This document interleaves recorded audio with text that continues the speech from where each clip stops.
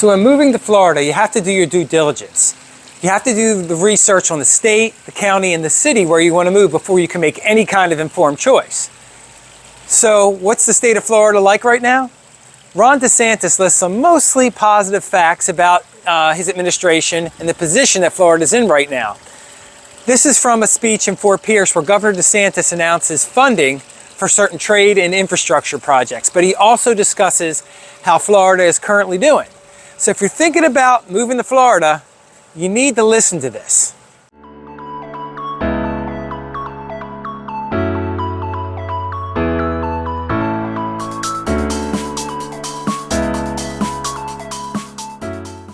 Hey, I'm Steve Kimos, a local realtor here specializing in new construction in beautiful Port St. Lucie, Florida. Most people in Florida love what Ron DeSantis is doing for the state, and some people absolutely do not. Some people can't look past the connotations associated with him, as well as their perceptions of his stance on immigration and social issues. But I urge you to at least look into the stats and look at what's really going on with the state. Look, I get it. No politician is perfect, and I definitely don't go blindly along with what a politician does simply because he or she's on my team, or not on my team. I will always research and objectively think about each subject put forth by any politician. But again, I urge you to objectively listen to the first part of this speech about the position Florida is in relation to finances, taxes, and the environment in the future. So let's take a look at the speech. Fort Pierce, we've got wonderful announcements and some awards to make today, which will be really exciting to not just folks in this community, but actually in different parts of Florida who are going to be able to benefit from what we're doing today. We are very proud of what we've been able to accomplish, particularly with respect to economic growth and infrastructure investment in the state of Florida. Our economy here has been ranked #1 in the nation 2 years in a row by CNBC. Last year, we were ranked #1 for economy by U.S. News and World Report. Our GDP is about $1.6 trillion. If we were our own country, we'd be anywhere from 13th to 16th in the world. If we were a separate country, since 2019, we are just barely, almost first, but barely second for GDP growth. And the state ahead of us is Idaho, which is a lot smaller than us, and so they have more ability to grow at a higher percentage. So we're really leading the way on that. #1 in new business formation since 2019. We've secured AAA credit ratings from all the major rating agencies. We're #1 in domestic net in-migration since 2019. We also have added jobs, well, the private sector's added jobs in 56 of the last 59 months since May of 2020. And for the 53rd month in a row, our unemployment rate in Florida is lower than the unemployment rate of the nation as a whole. And our over the year private sector job growth rate has exceeded the nation's for 46 of the past 48 months. And these are positive examples of what can be done. Now, we've also achieved this while managing the finances of the state and our budget in a very responsible way. Since I became governor, if you take all the debt that the state of Florida has accumulated in its 180-year history, we've retired 41% of it just in this time period. We are now the lowest per capita debt of any state that has state debt in the entire United States of America. Your share as a Floridian for debt would be about $600 per Floridian. Your share of the federal debt, that $37 trillion, would be over $100,000 per U.S. citizen. And so couldn't be more different than what they're doing there and what we're doing here. We have also been able to run budget surpluses. We've quadrupled the state's rainy day fund, almost quadrupled it since I became governor in 2019. I mean, I know there's a lot of economic uncertainty. You see the market fluctuating. People are predicting this and that. Look, if I knew what was going to happen, I'd be running a hedge fund, right? And I'd be making a lot more money than I make now. But the reality is we got to prepare for all kinds of contingencies. And so because we've put so much money away in our rainy day fund, Florida is going to be well positioned to handle whatever comes our way in the ensuing weeks, months, and years. We've also been able to cut taxes by a record amount since I've become governor, and I've been leading the charge now saying, as good as that's been, the best way to provide relief to taxpayers in Florida is to do property tax relief. I think it's very important that people recognize as Florida has boomed, property values have increased, and there's some benefit to that. Obviously, if your home increases in value, your wealth is increased. Makes it harder for first-time home buyers to afford. I do think you'll see that correct. These things go up and down. That's just the way it is. But you have people who bought a house many years ago now having the assessed value higher and higher, and even though you have homestead protection, it still goes up. And people are paying more and more for property taxes, even when they've paid off their mortgage and everything. And it's almost like you don't even own your property, because if you don't pay rent to the government, they can come and kick you off out of your own house. And so we've said this is something that's really important to people, and we want to do certainly an amendment on the ballot in 2026 to be able to provide Floridians with really meaningful protections against what we've seen happen with property taxes. And I know that there's a lot of people that want to see that. I don't know how much we're seeing interest in that in, say, our Florida House of Representatives. Their view is, rather than just because I want to do property taxes, they don't want to do anything I want to do. And so they're basically trying to roll back what we've done for the last 6 years.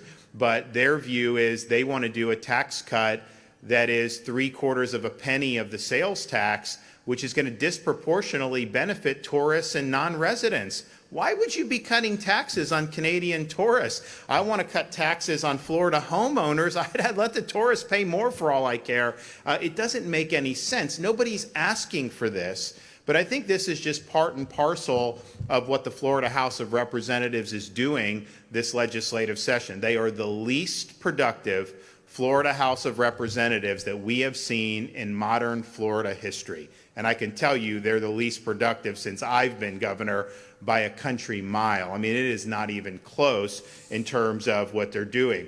One of the things I think it's important to know, they've done this budget, and they're negotiating with the Senate, and the Senate's done a better job on all this stuff, but it is what it is. They submitted a budget that is going to take about $500 million that's earmarked through dock stamps to major infrastructure projects. And the thing is, these are all over the state. They're in St. Lucie County, Indian River, they're in Miami-Dade, they're in all these places.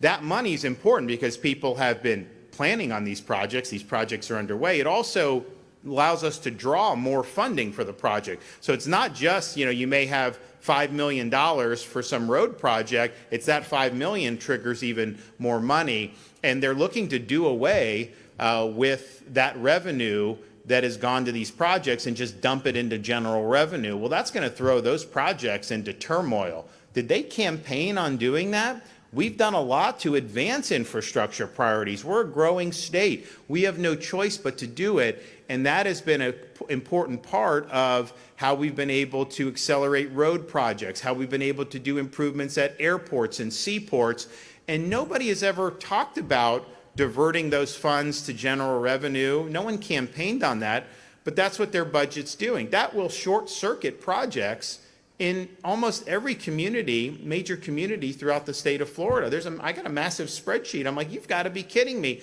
I'm not sure that they realize that that's what they're doing, but that's what they're doing. Their budget also seeks to defund key elements of our Florida Highway Patrol. They defund body armor. They defund 90 positions. They defunded the pay raises that we had to do. And look, I think they deserve it. I think it's the right thing to do, but it's also, we have to do it if we want to keep good people, because they can make more money doing other things. So they've done that. If you look over the last 6+ years, one of the things that we've done probably better than has ever been done in Florida is not just talk about, but deliver on a commitment to Everglades restoration and water quality improvements. We've had historic funding.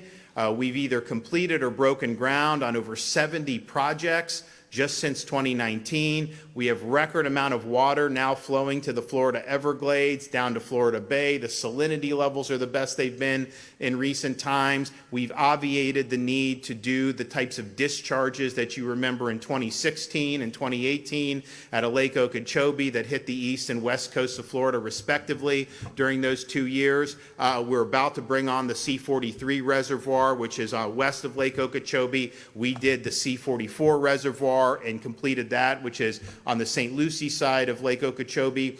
So all these things have been really, really important. And our economy is really based on water. Our economy is based on making sure that the plumbing of the state is working as God intended it. And we've had huge support for many, many years in both houses of the legislature. Well, the budget for the Florida House of Representatives slashes support for Everglades and water quality by almost $500 million. I mean, that's a massive evisceration.